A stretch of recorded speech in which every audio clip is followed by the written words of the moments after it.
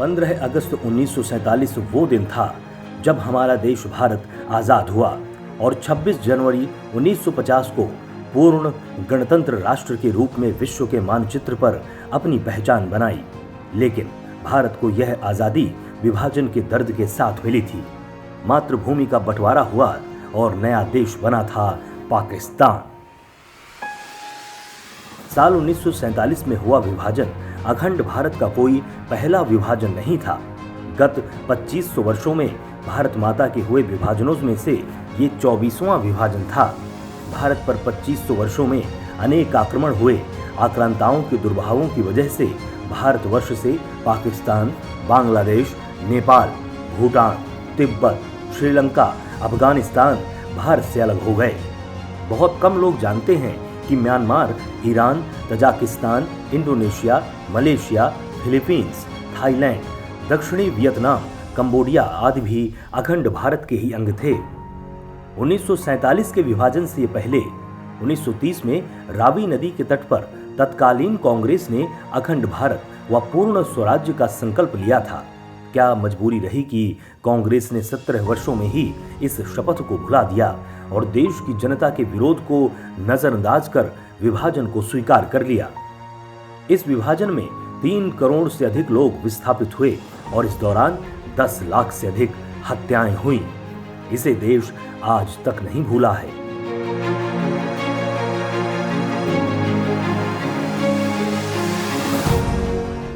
महर्षि अरविंद ने देश के विभाजन को लेकर 14 अगस्त 1947 को अपने राष्ट्र के नाम दिए संदेश में कहा था, ये स्वतंत्रता तब तक अधूरी मानी जाएगी जब तक भारत भूमि की अखंडता को पूर्ण नहीं बनाया जाएगा। हर राष्ट्र की एक आध्यात्मिक नियति है और भारत की नियति सदैव अखंड होने की है।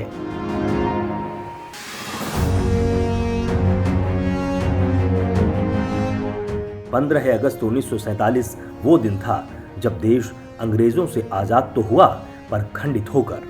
उस दिन कानपुर में डीएवी कॉलेज में हॉस्टल में अखंड भारत की आजादी की चाहत रखने वाले और इस बंटवारे की खिलाफत करने वाले स्वर्गीय भारत रत्न अटल जी ने कविता के माध्यम से अपनी वेदना को देश के सामने रखा था। 15 अगस्त का दिन कहता आजादी अभी अधूरी है, सपने सच सोना बाकी हैं, रावी की शपथ न पूरी है।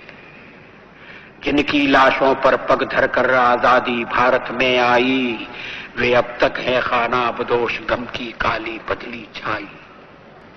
15 अगस्त का दिन कहता आजादी अभी अधूरी है। राष्ट्रीय स्वयंसेवक संघ हमेशा से अखंड भारत की बात करता है। संघ के सरसंघ चालक मोहन भागवत जी ने पुस्तक विभाजनकालीन भारत के साक्षी के विमोचन के अवसर पर कहा था कि मातृभूमि का विभाजन कभी न मिटने वाली वेदना है। ये तभी मिटेगी जब यह विभाजन निरस्त होगा। विभाजन, मातृभूमि का विभाजन, देश का विभाजन,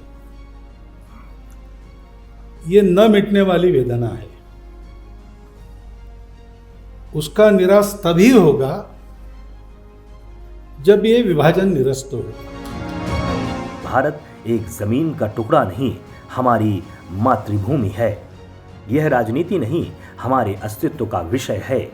इससे किसी को सुख नहीं मिला। भारत की प्रवृत्ति विशिष्टता को अपनाने की है। अलगाव की प्रवृत्ति वाले तत्वों के कारण देश का विभाजन हुआ। हम विभाजन के दर्दनाक इतिहास का दोहराव नहीं होने देंगे।